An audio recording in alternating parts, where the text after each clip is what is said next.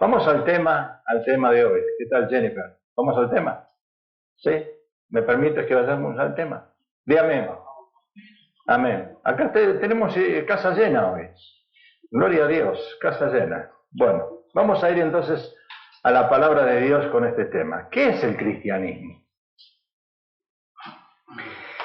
¿Qué es el cristianismo? Y esto me llamó la atención, a mí me llama la atención pensar, y es una pregunta, ¿verdad? ¿Qué es el cristianismo? Me llama la atención porque hay muchos que todavía no saben qué es el cristianismo. Algunos dicen, es una religión.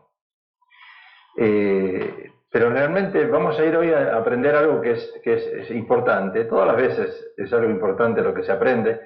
Pero vamos a ir a la palabra de Dios con este tema. ¿Qué es el cristianismo? El apóstol Pablo, en Romanos capítulo 8 y en el versículo 9, empieza diciendo: mas vosotros no vivís, vosotros, acá dice vosotros, no dice nosotros, él le está hablando a la iglesia. Vosotros no vivís según la carne, sino según el Espíritu, si es que el Espíritu de Dios mora en vosotros. Hago un paréntesis acá, porque esto está claro, el versículo 9 está claro. Mas vosotros, iglesias, no vivís según la carne, sino según el Espíritu, si es que el Espíritu de Dios mora en vosotros. Tremendo el apóstol Pablo. Y si alguno no tiene el Espíritu de Cristo, ahí lo aclara, no de Buda, no de Mahoma, no de José Smith, no es de él. Pero si Cristo está en vosotros, pero, otra vez el pero, cuando ustedes ven en la palabra de Dios un pero, después del pero viene algo importante. Pero si Cristo está en vosotros, el cuerpo en verdad está muerto a causa del pecado, mas el Espíritu vive a causa de la justicia. Y si el Espíritu de aquel que levantó de los muertos a Jesús, ¿quién levantó de los muertos a Jesús? Miren lo que dice acá. Mora en vosotros, el que levantó de los muertos a Cristo Jesús, vivificará también vuestros cuerpos mortales por su Espíritu que mora en vosotros. Increíble, esto parece un trabalengua. Así que, hermanos, deudores somos, debemos, no solo dinero, todo. Deudores somos no a la carne, para que vivamos conforme a la carne. Porque si vivís conforme a la carne, moriréis.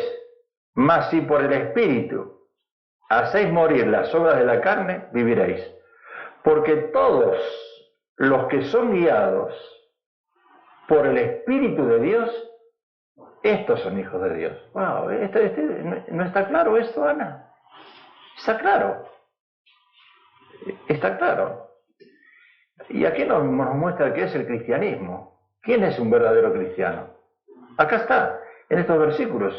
O sea que el nombre del cristianismo deriva de esa palabra griega, del curioso significado original, que es ungido.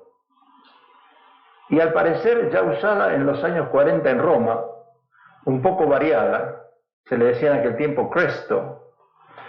O sea que en otras palabras, literal, el cristianismo es una persona que sigue a Jesús, no una religión, un seguidor de Jesús.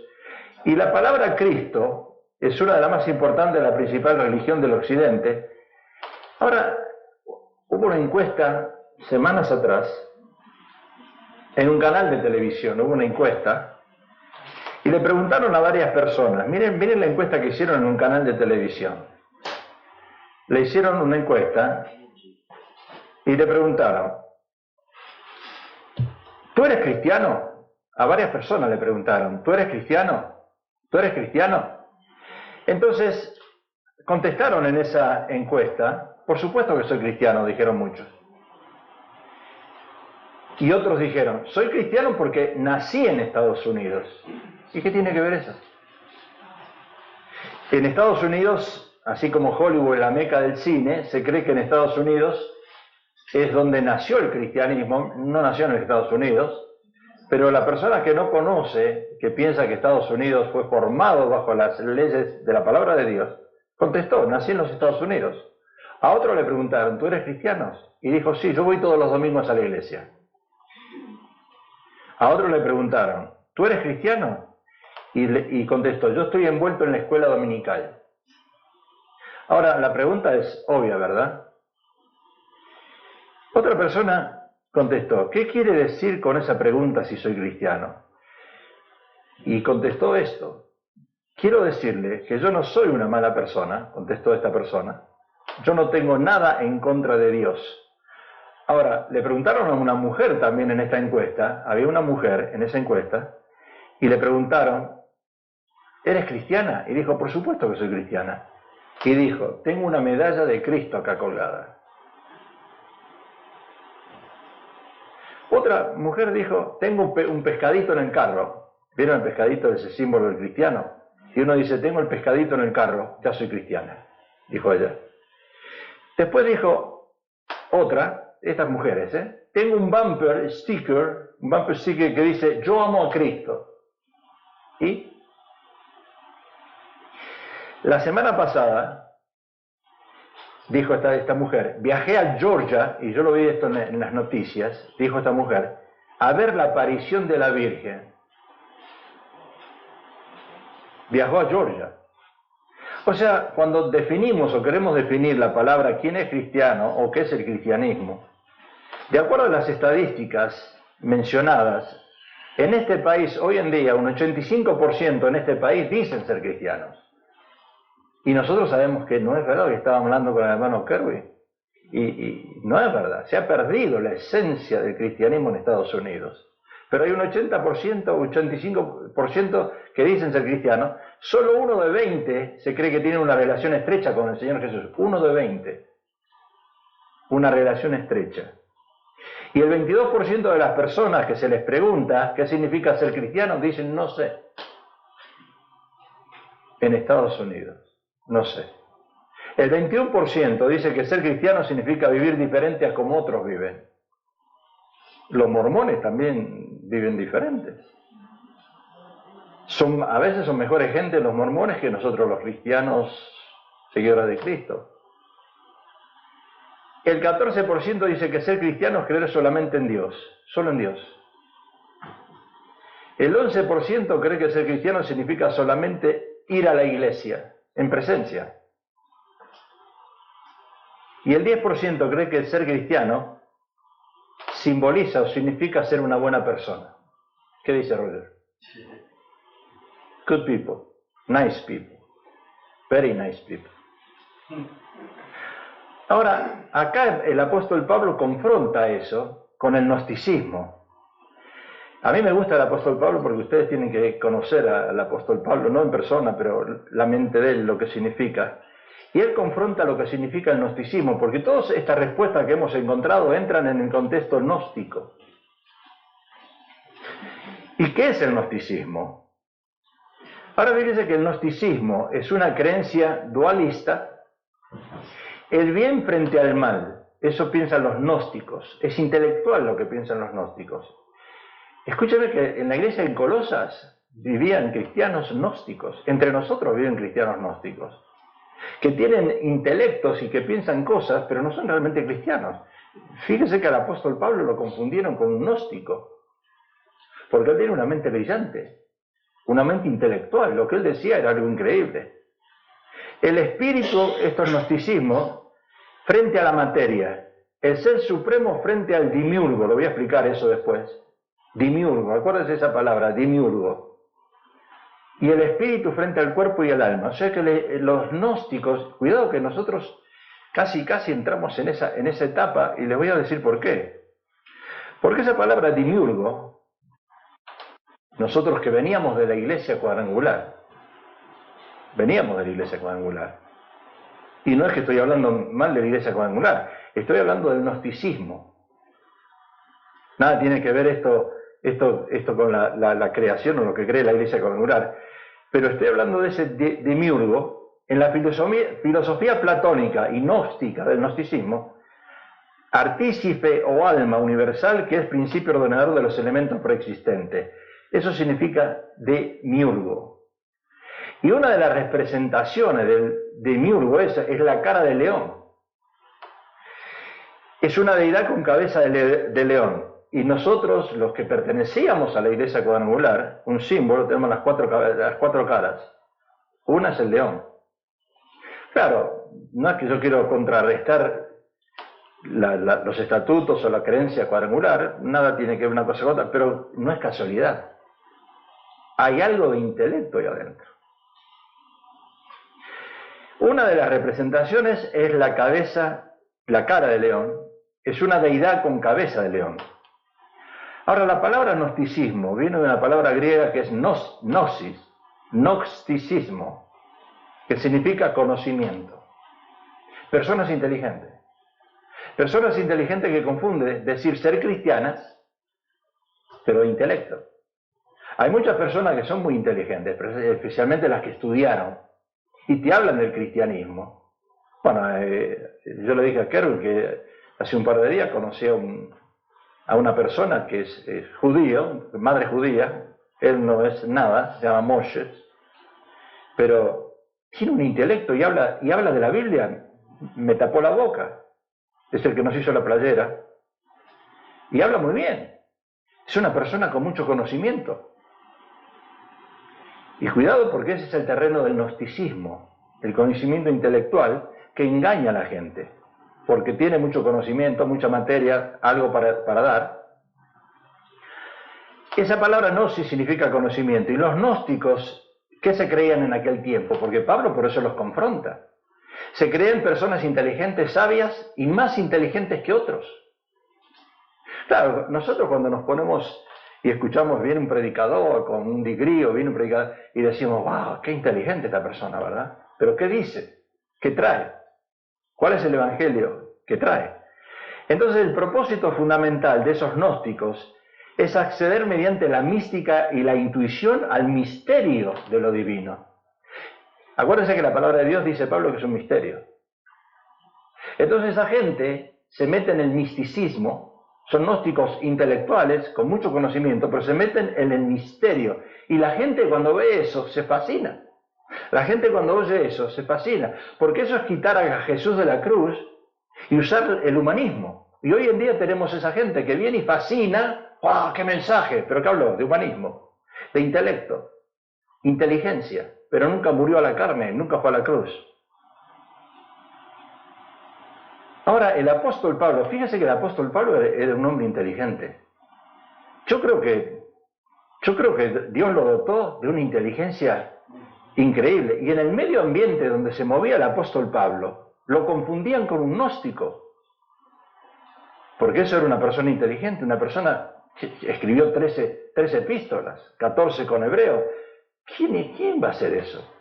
Y por inspiración divina. Sí, pero es fácil decirlo, inspiración divina, y él estaba escribiendo y escribía 14 epístolas.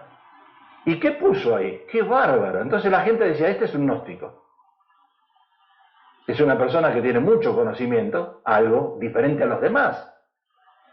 En Efesios, Pablo por sus conocimientos fue considerado un gnóstico. En Efesios capítulo 3, versículo 1, dice, por esta causa yo, Pablo, prisionero de Cristo, Jesús, por vosotros los gentiles, hablamos el martes de los gentiles, y de los paganos y todo eso. Si es que habéis oído la administración de la gracia de Dios que me fue dada para con vosotros. Miren lo que dice el apóstol Pablo. Claro, confunde eso. Nosotros no hablamos así. Miren lo que dice acá. Si es que habéis oído de la administración de la gracia de Dios que me fue dada para con vosotros. ¿Quién entiende esto? Es tremendo. Las palabras que usa él, las frases que usa el apóstol Pablo, te dejan anonadados, te dejan deslumbrados. Nosotros no hablamos así. Que por revelación me fue declarado, ahí dice, por revelación me fue declarado el misterio, como antes lo he escrito brevemente, leyendo la cual podéis entender cuál sea mi conocimiento en el misterio de Cristo. Wow, la gente se dice, este está loco. Yo creo que la gente lo veía, sacaba cada cosa, misterio, y sigue hablando del misterio. Es un misterio. Misterio que en otras generaciones no se dio a conocer a los hijos de los hombres. No se dio a conocer a ustedes, no se les dio a conocer, pero a mí sí. Imagínense ustedes. Como ahora es revelado a sus santos apóstoles y profetas por el Espíritu. O sea que notemos que Pablo se expresa que en casi todas sus epístolas, él usa la palabra misterio. Y dentro de ese misterio se mete mucha gente, gnósticos, que tratan de vislumbrar y atraer y llamar la atención a la gente y engañan a la gente. Engañan a la gente, no los llevan a la cruz, no los llevan a morir a la carne, los llevan a algo superficial, algo externo. Por eso es la iglesia que tenemos hoy en día, como predicamos la iglesia de la semana pasada, ¿verdad? La última iglesia de Asia, de las 7 iglesias. Ahora acá dice que los gentiles, fíjese, los gentiles son coherederos y miembros del mismo cuerpo y coparticipantes de la promesa de Cristo Jesús por medio del Evangelio, del cual yo fui hecho ministro por el don de la gracia de Dios que me ha sido dada, por el don de la gracia de Dios. Ahí está, mire, por el don de la gracia de Dios, él siempre pone al Señor en primer lugar y la gracia que estuvo en él. Nunca sale el orgullo, pero la gente no se daba cuenta de eso. La gente lo veía muy inteligente. Me ha sido dada según la operación de su poder. A mí, que soy menos que el más pequeño. Pablo significa pequeño. Ahora ahí se está dando a conocer. Soy el más pequeño, acá dice, de todos los santos. Santos, hoy salió en el Facebook, la gente que no sabe pone cualquier cosa. Hoy no se vive en santidad. Y ponen la santidad, hoy la gente pone la santidad con una aureola acá, como que nosotros tenemos que ser perfectos, santos. Santos como San Miguel, San Arcángel, San Lucas, San Roger, San Danilo. Sí, se perdió la santidad en la iglesia. La santidad, lo que se perdió es que la gente no quiere vivir apartada del mundo. Expliquen lo que es la santidad. No pongan la santidad como la religión tradicional, que te ponen la santidad con el santo de la cruz. Te confunden. A mí, que soy menos que el más pequeño de todos los santos, me fue dada esta gracia de anunciar, entre los gentiles, el evangelio de las inescrutables riquezas de Cristo. ¿Qué palabras? ¿Cómo escribía esto? Él no tenía Google, él no tenía Internet. ¿Cómo escribía esto el apóstol Pablo? ¿Cómo era el Espíritu Santo? ¿Cómo venían esas palabras? Y él escribe. Es increíble lo que pone acá. Yo no podría hacerlo. Y de aclarar a todos cuál sea la dispensación del misterio escondido, otra vez la palabra misterio. Escondido, acá dice, desde los siglos en Dios, que creó todas las cosas. ¿Para qué? Para que la multiforme sabiduría de Dios sea ahora dada a conocer por medio de la iglesia a los principados y potestades. ¿Qué está hablando? Está relacionando a Efesios 6. No tenemos lucha contra principados, potestades, contra el reino de las tinieblas, para que sean dadas a conocer. ¿Quién es el poderoso acá? El poderoso de Israel. No es Satanás. Ellos lo van a saber, potestades, principales, todo el reino de las tinieblas va a saber quién es Cristo. A Él hay que temerle. En los lugares celestiales, conforme al propósito eterno que hizo en Cristo Jesús, Señor nuestro Señor. O sea que la gnosis o gnosticismo se refiere al conocimiento basado en la experiencia o percepción personal. Por eso es muy difícil dejar a una persona que pase y dé un testimonio. Yo tengo un testimonio y te dicen barbaridades. Cuidado, porque no es cuestión de decir cualquier cosa. Si una persona no se para y no va a la cruz y no enseña lo que es morir a la carne, esos son testimonios. Yo antes era así, antes vivía en esta manera, pero ahora yo vivo en otra manera. Yo moría a la carne. No es un testimonio pararse y decir, mi esposo es borracho, mi esposo era mujeriego, quiero que oren por mi esposa que se fue de la casa. No. No se puede parar a cualquiera que dé un testimonio hoy en día. O sea que ese gnosis o gnosticismo son experiencias personales de personas inteligentes que engañan a la gente, te llevan al mismo infierno y te dicen, ahí está el infierno. Yo fui ahí, yo bajé. Y bueno, si vos bajaste, quédate ahí. ¿Para qué saliste? ¿Te gustó? Quédate. Ahora, ese contexto religioso, el gnosticismo, es conocimiento místico. O voy a usar otra palabra. Esto lo aprendí en la facultad y yo hacía rato que me había olvidado de esto. Me había olvidado. No sé si la pastora, ahora que lo proyecto, se va a acordar. La palabra esotérico. Esto de los gnósticos me lleva a la palabra esoterismo. Es el sinónimo de algo oculto y misterioso. Ahora fíjese que esto, ahí es donde entra el gnosticismo, los gnósticos. Por eso ahí salió todas estas cosas, ¿vio? La lectura de la Biblia de las manos, el horóscopo, la magia. Todo viene de lo misterioso. Queremos mostrarle a la gente que yo saco una paloma de la galera. Yo quiero mostrarle algo místico a la gente, y la gente le gusta lo místico. La gente le gusta lo que es basado en brujería, hechicería, misticismo, magia. No importa que sea magia negra, amarilla, roja, porque hay distintos colores de magia.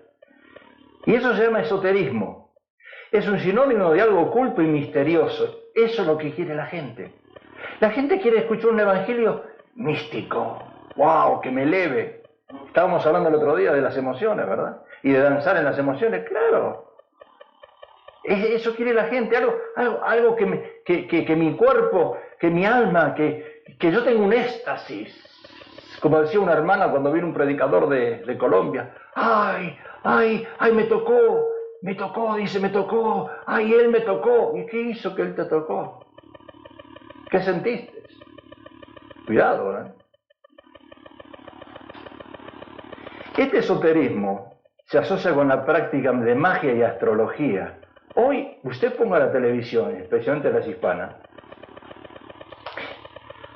aparecieron un montón de esta gente que te leen las manos, que engañan a la gente, que te dicen, tú tienes un problema de drogas, tú tienes un problema que alguien te hechizó, alguien te hizo brujería, tú tienes que venir a verme, y te cobran 45, 50 dólares el minuto si tú le hablas, y la gente paga eso.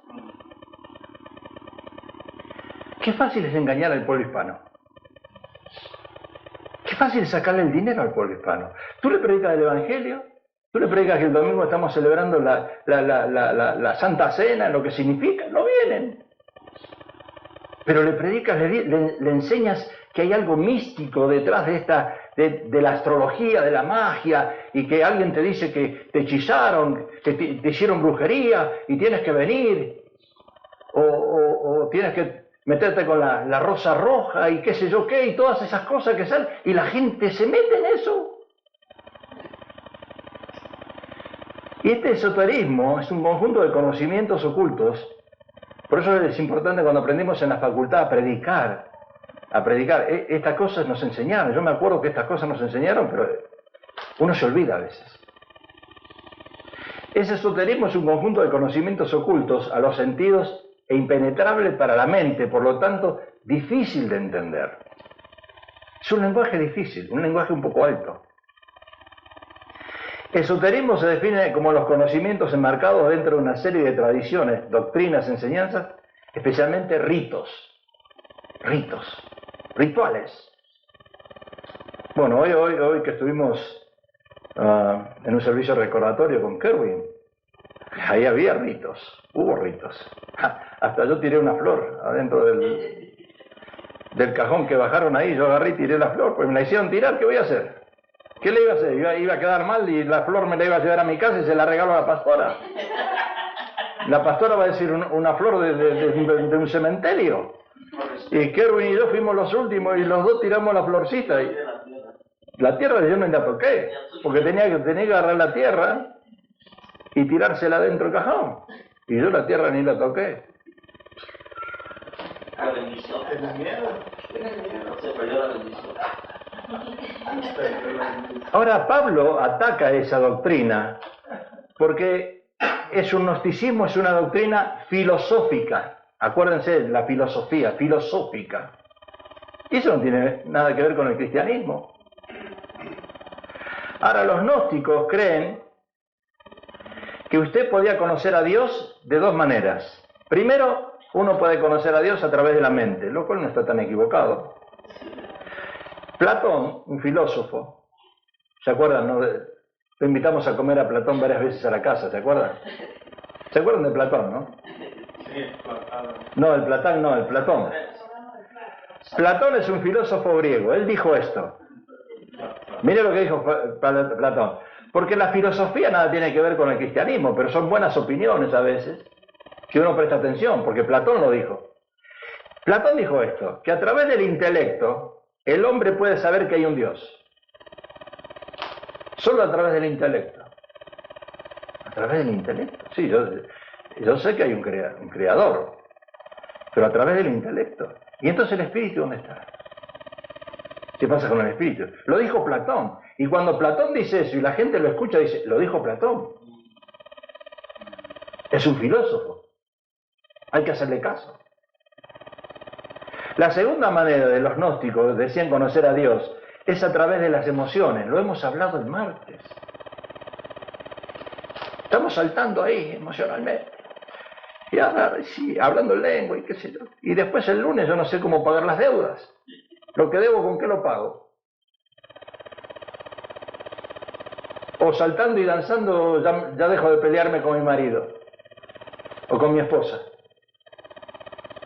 Está bien. Y esa pregunta que hiciste tú, perfecta. Muy buena pregunta. Acá está contestada. Acá está. Enseñan que las emociones y los sentimientos debían ser expresados en los templos. La primera iglesia, no voy a dar el nombre y ya la saben ustedes, ahí no se mueven emociones para nada, ¿eh? Tú sabes, Kerwin, de qué iglesia estoy hablando. Sí, ahí es pura palabra, ahí no se habla de emociones. Ahí tú eres o no eres. Ahí no hay emociones que valgan. Entonces,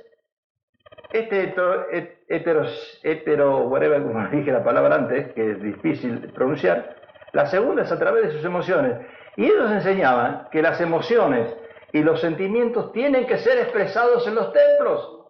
Como decía hoy Kerwin, ¿verdad? Decía, vamos a llamar a una hermana, a una persona judía y que venga a llorar acá delante del cajón que estaban bajando. Alguien tiene que llorar acá. Porque nadie lloraba. Y yo le pregunté al hijo de la mamá, de la persona que se murió, al hijo. Y me dice, Pablo, yo ya lloré hace un mes y medio que vengo llorando. Y ya no tengo más lágrimas. Claro, pero para traer emoción a la gente, alguien tiene que estar al lado del féretro y llorando.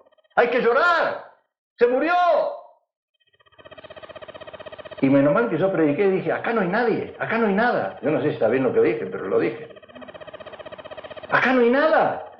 Solo un cajón, no hay nada ahí adentro. Entonces esta gente, no solo que engañaban a los demás, sino que ellos manifestaban conocer a Dios a través de esas emociones. El espíritu del profeta está sujeto al profeta. Yo me concentro, yo hablo y estoy con Dios, pero Dios me muestra a mí si yo doy un mensaje en lengua o si yo no lo tengo que dar. Y si yo voy a danzar para llamar la atención a otro, o si yo danzo porque yo realmente, el Señor me está tocando a mí. Entonces los principios del gnosticismo contradicen lo que significa ser cristiano. Pero la gran mayoría de las iglesias se mueven en esto hoy.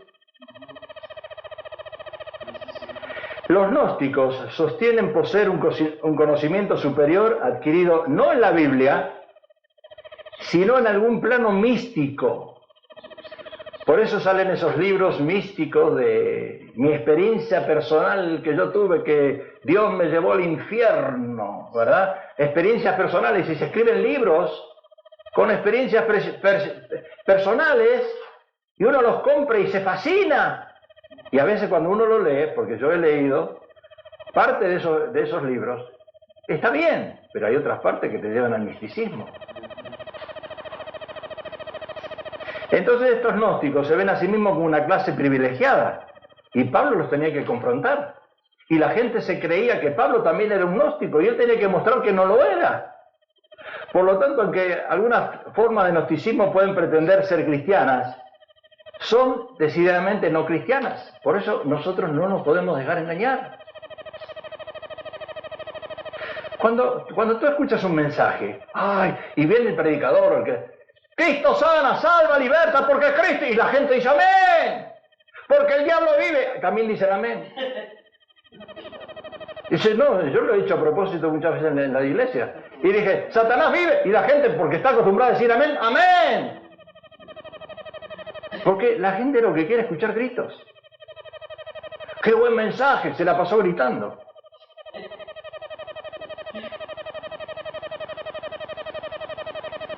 Ese gnosticismo fue tal vez la herejía más peligrosa que amenazó la iglesia primitiva durante los primeros siglos. Ahora, entonces, ¿qué es el cristianismo? Vamos a entrar al tema. ¿Qué es el cristianismo? El cristianismo es una persona que ha muerto a su vieja naturaleza. Dice Romanos 8:9. Mas vosotros no vivís según la carne. Yo cuando estudio más profundo, yo no me considero cristiano, le digo la verdad. Hasta dudo de mí mismo. Hasta dudo. Hasta dudo de que yo sea cristiano.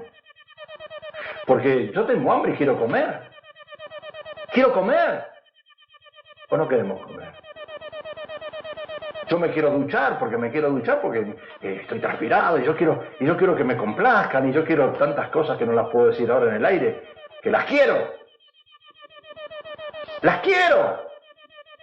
Y entonces uso la otra frase, no las quiero, las necesito. Ah, las necesito. Pero todavía no morí. Mas vosotros no vivís según la carne, sino según el Espíritu. Si es que el Espíritu de Dios mora en vosotros. Y si alguno no tiene el Espíritu de Cristo, no es de él. Bueno.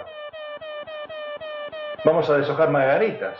Ahora el domingo cuando viene a la iglesia le pedimos a los sugieres que los que entran, ¿eres o no eres? ¿Eres o no eres? ¿Eres o no eres? Y la otra va a decir, ¿por qué? A ver, vamos a hacerlo al revés. ¿Has muerto la carne o no has muerto la carne? ¿Has muerto la carne o no has muerto la carne? ¿Todavía te sigues tomando 6 packs de cerveza? ¿Todavía estás tomando cerveza? Porque tú puedes tomarte un vaso de cerveza, pero 6 cervezas.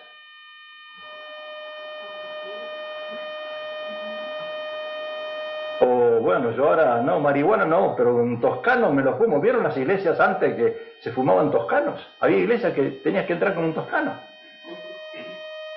Había un famoso predicador en aquel tiempo, tenía la iglesia llena, y estaba en Los Ángeles, y tenía la iglesia llena, y la iglesia, dentro de la iglesia tenía un cementerio.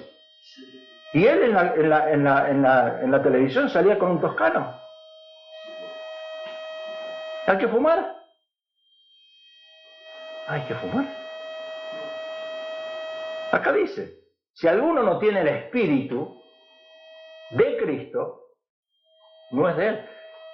¿Y quién murió a la carne? ¿Acaso Jesús no murió a la carne? Esa blasfemia que dicen que Jesús con María Magdalena tuvo sexo, es una blasfemia.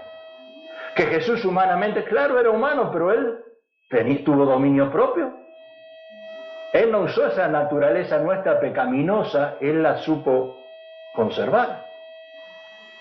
Es una blasfemia decir que Jesús tuvo relaciones con María Magdalena. Y ese que hizo la película esa tendría que estar en el infierno ahora, porque es una blasfemia. ¿Cómo vas a decir eso? Si un verdadero cristiano ya no confía en la carne, ¿por qué entonces vive controlado por la carne? Esa es la pregunta que yo me hago. Y eso es lo que estamos tocando el martes. ¿Cómo contristamos al Espíritu Santo? Si yo me enojo, y me enojo, y me enojo, pará. Hay tantas cosas, ¿verdad?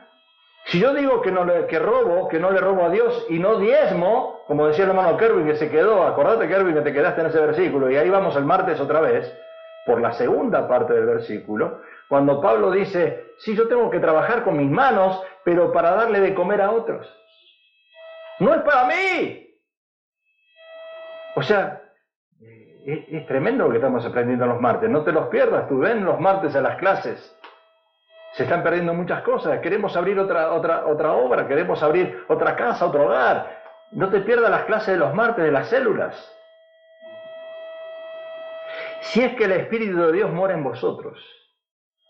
Ahora, escuchen, hay excelentes catedráticos y maestros que uno se para y se queda anonadado, ¿verdad?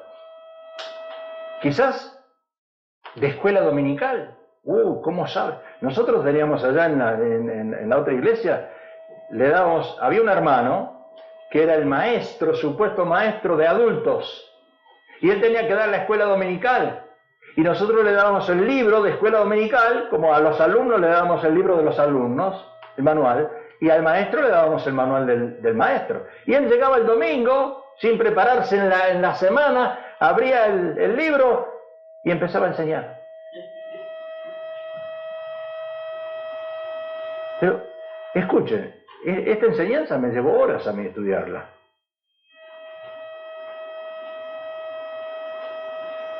Puede ser un excelente catedrático, un buen maestro de estudio bíblico, un pastor, un profeta, un evangelista, pero si sigue viviendo en la carne, y estamos hablando de cómo contristamos al Espíritu Santo, si seguimos contristando al Espíritu Santo que mora en nosotros, no digamos ser cristianos. Yo me incluyo, ¿eh? Acá lo dice. Mire, y si alguno no tiene el Espíritu de Cristo, no es de él. Mire lo que dice ahí. I'm a woman, I don't know what I want, but I can get mad if I don't get it. Yo no sé lo que quiero, pero yo me voy a enojar si no lo consigo.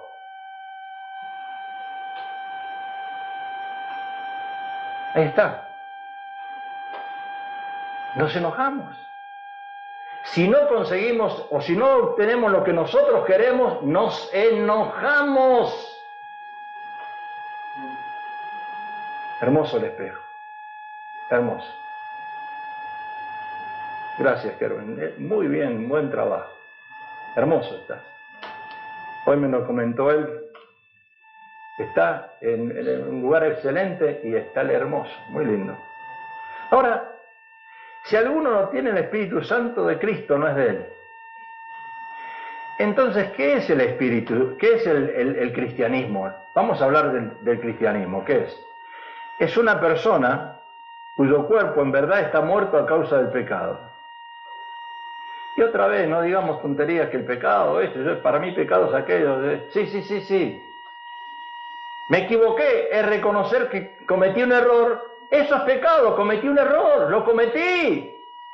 Por eso el martes estábamos diciendo, cuando tenemos que educar a nuestros hijos, no eduquen a los hijos diciendo yo soy perfecto. Eduquemos a nuestros hijos diciéndole el error que yo cometí, no quiero que tú lo cometas, pero yo lo cometí antes. Eso quieren escuchar nuestros hijos.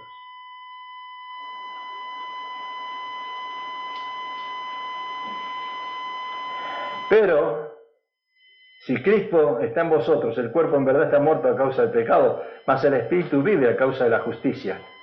El cuerpo, acá dice, el cuerpo físico está incapacitado debido a la caída.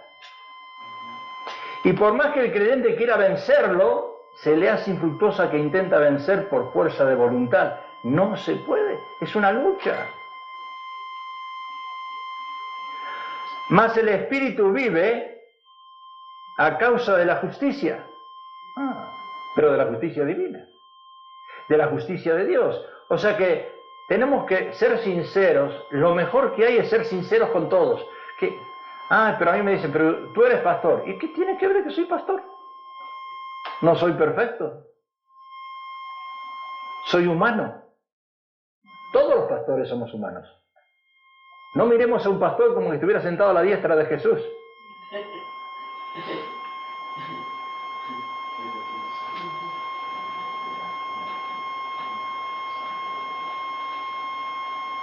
Mas el espíritu vive a causa de la justicia. O sea que no podemos vencer la carne por nuestros propios medios. Si yo no voy a la cruz, si yo entiendo el sacrificio ese, cómo Jesús venció la carne, y si yo no llego a meterme ahí y a ver cómo venzo la carne, no puedo decir que soy cristiano. Sí, que me gusta ir a la iglesia, como decía este hermano, esta hermanita, que voy todos los domingos a la iglesia, que enseño en la escuela dominical, que soy buena gente.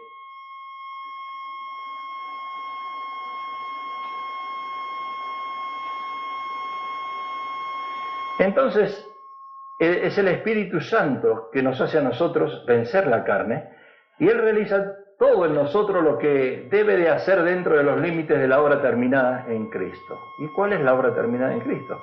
El Espíritu Santo, dice acá, vivificará nuestros cuerpos mortales. Porque ¿saben lo que significa? Miren, hoy cuando estaba viendo el cajón ese que lo metían ahí, yo dije, Señor, ¿dónde terminaste, hermana? Ahí abajo, 6 pies. 6 pies, ahí te ponen. Qué triste final tenemos, hermano. Y no solo eso, después le echaron tierra encima. Y no solo eso, la taparon bien y nos dijeron a nosotros, ahora se tienen que ir. ¿Y por qué? Sí, porque ahora vamos a aplastar la tierra. Ahí estábamos con Kervin, ahí nos echaron. ¿Y por qué no nos podemos quedar? No, porque cuando aplastan la tierra, aplastan con un tractor, una planadora, apisonan, pa, pa, pa, y el cajón que está abajo hace crack, hasta se puede romper.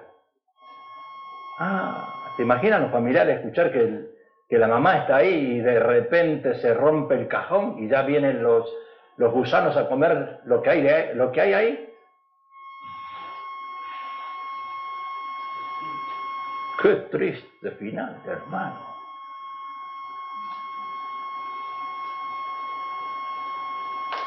El Espíritu Santo vivificará nuestros cuerpos. El cuerpo está muerto, tiene que estar muerto. Pero el único que le da vida es el Espíritu Santo. Pero la carne tiene que estar muerta. No sé si... Qué difícil que es esto. Qué difícil que la pone el apóstol Pablo. Qué difícil. Romanos 8:11 dice, y si el Espíritu de aquel que levantó de los muertos a Jesús mora en vosotros, el que levantó de los muertos a Cristo Jesús, también vivificará también vuestros cuerpos mortales por su Espíritu. O sea que la carne ya está muerta, pero el Espíritu está vivo. Dice la palabra que de nuestro interior corre el río de agua viva. Hoy me sentí contento cuando fui a buscar la t-shirt de Kerwin con el símbolo. Este hombre lo voy a invitar a la iglesia porque es Moisés, medio judío, pero me dice, usted me cayó bien, me dice. Y me dice, en vez de cobrarle $45 por el setup en la computadora, se lo voy a regalar, me dice. Y le voy a cobrar $10 cada esto. Y le llevé un saco y me dice, mañana ya lo tiene. Y yo digo, y me dice, ¿sabe? Tengo a mi mamá en mi casa, y mi mamá es viejita, dice, y la tengo conmigo. Y me dice, mi mamá es viejita, me dijo. Y me dice, ¿y usted cuántos años tiene? Y le dije, 74. Y se quedó mirándome y me dice, mi mamá tiene 75. Y le dijo que era viejita y me estaba mirando a mí y me dice, pero usted, pero me dice, pero usted parece que tuviera mi edad, yo tengo 55. ¿Usted tiene 74? Le digo, sí, 74. No parece de mi edad. Y le digo, gracias, Señor. Me puso contento, ¿verdad? Y me dice, usted me cayó bien. Y ya le mandé la invitación para que venga. Y que venga la esposa y que venga a visitarnos. Digo, ven a visitarnos. Y ya le mandé la página y todo. Ustedes saben cómo soy yo de rápido. Yo no espero. ¡Pum! Ya lo llené de anuncios.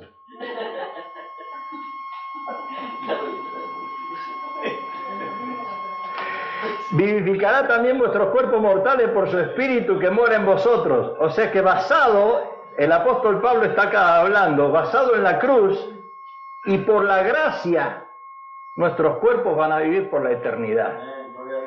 Qué importante es entender lo que es ser cristiano. Qué importante es entender lo que es la salvación. Por el Espíritu, dice Pablo, el Espíritu Santo es el Paracleto. Es la palabra alineada. ¿Qué significa el Paracleto? ¿Qué es el Espíritu Santo? La palabra alineada, espíritu, alma y cuerpo. No es alma. El 95% de los cristianos viven en emociones. No son cristianos emocionales. Si no nos alineamos, acá lo dice, si no nos alineamos, cuidado, todos los días. ¿Se acuerdan cuando éramos en la religión tradicional que nos hacíamos la señal de la cruz? ¿Se acuerdan cuando la mamá y salía el hijo y le hacía acá, así, o le hacía ta, ta, ta, ta y ta? Todos los días lo mandaba a la escuela y le hacía eso.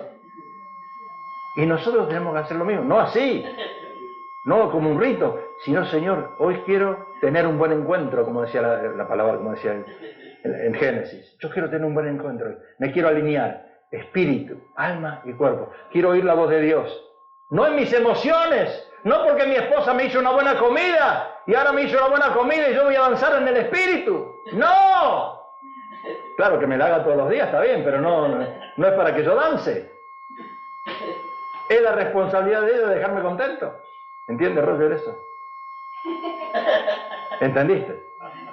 La esposa, Dios la puso al lado como ayuda idónea para hacernos felices a nosotros. Di amén, por lo menos. Ni amén, dices tú. Amén. Eso lo digo yo, amén. Acá dice, deudores somos a Cristo. ¿Qué significa ser deudores a Cristo? El sacrificio que Él tuvo. Él murió en la cruz por mí. Murió en la cruz por mí. Yo le debo dinero, le debo de todo, le debo mi vida eterna. Se la debo, todavía le sigo debiendo.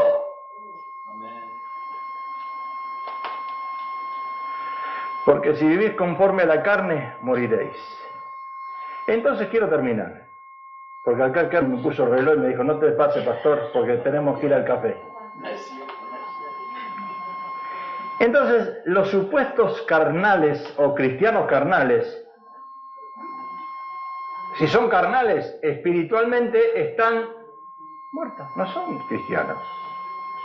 Sí, dicen ser cristianos. Solo los guiados por el Espíritu de Dios son sus hijos. La pastora, la última enseñanza que tuvo, habló de cuando llegamos a este país en el año 76 ya, 45 años, qué bárbaro. 46. Cuando llegamos a este país, Dios puso un pastor que la verdad que era un hombre de Dios y Dios lo usó a ese ángel para que nosotros aceptáramos a Cristo. Y uno se da cuenta, fue 20 años misionero en Chile. Hermano, yo me pongo a pensar si el Señor me dice hoy, pastor, ¿quieres ir a El Salvador? Hoy vieron en la televisión lo que hizo el presidente de El Salvador. Están agarrando a todas las maras, a las pandillas, y los están exterminando, fumigando. Y lo mostraron en la cárcel. En la cárcel todos pelados, tatuados por todos lados, y una cantidad de pandilleros en El Salvador enorme. Y si a mí me dice el Señor, ve a ministrarle, Señor, no te apures, Dios, pará un poquito, que estoy bien en Estados Unidos. ¿Qué me quieres mandar, a El Salvador? A la cárcel a ministrar a los pandilleros. Y sí, ahí tienes que ir. No te escuché. ¿Cómo? Y lo que pasa es que estás en la carne. No, que en la carne, ¿qué voy a dejar mi casa? Mirá, empezamos recién una obra, recién empezamos, ¿qué me vas a quitar? Ahí hacemos,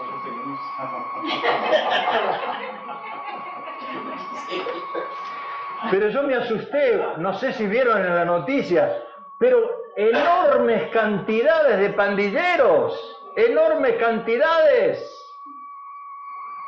Y claro, las esposas de algunos de ellos, delante de las cámaras, dijeron, es injusto lo que el presidente está haciendo, porque dentro de tanta gente tan mala, hombres, eran todos hombres, tan malos, siempre hay alguno bueno. Y es verdad eso, pagan justo por pecadores. Pero ¿cómo vas a detectar quién es el bueno en eso? Pero los agarraban como animales, hermano. La policía, los agarraban como animales y le ponían y le pegaban. O sea, es algo que... Pero escúchame, vamos a ver la otra cara de la moneda.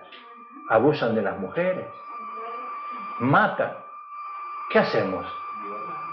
Sí, ¿qué hacemos? ¿Los dejamos en la calle? ¿Cantamos el aleluya y gloria a Dios? ¿Y los dejamos afuera?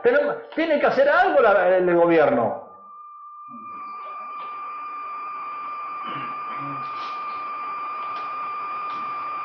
Porque todos los que son guiados por el Espíritu de Dios, estos son sus hijos.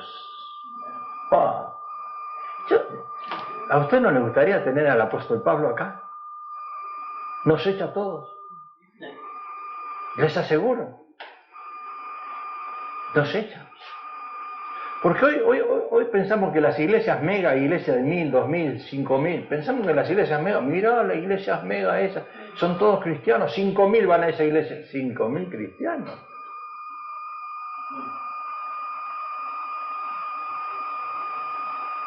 Si la naturaleza pecaminosa domina a una persona, naturalmente él o ella no vive como un hijo de Dios. Si nuestra vieja naturaleza nos domina, nosotros tenemos el suegro de nuestro hijo, es un buen maestro de estudio bíblico, un buen maestro, un buen conocedor de la palabra, pero él siempre que te predica te dice de on nechu. Él lo único que sabe predicar es de on nechu, la vieja naturaleza, porque a él le costó mucho y le sigue costando a la edad que tiene morir a la carne. ¿Y a quién no? ¿Y a quién no? Dice, si el grano de trigo no cae y muere, no da fruto. Pero usted, pastor, tiene una iglesia llena. Mire la iglesia. ¿Sí? Sí, porque los estoy invitando a bailar, a danzar, a reírse. Por eso tengo la iglesia llena. Le pinto de negro todas las paredes y le pongo luces psicodélicas y se llena la iglesia. Pero yo vivo en la carne, dice el pastor. Está bien. Qué contradictorio, ¿verdad? Que hay hombres y mujeres de Dios que son fieles a Dios y tienen iglesias pequeñas. Y hay otros que no son fieles a Dios en nada y tienen iglesias llenas. Es la pregunta que uno se hace, ¿no? ¿Y por qué? Termino. Es necesario entonces que un verdadero nuevo nacimiento. Lo que es nacido de la carne, le dijo el Señor a Nicodemo, carne es. Y lo que es nacido del Espíritu, Espíritu es. Le dijo a Nicodemo, no te maravilles de que te digo, pues es necesario nacer de nuevo. Hermano, cuando nos juntamos alrededor de la mesa, apenas hablamos un poquitito, ya la regamos.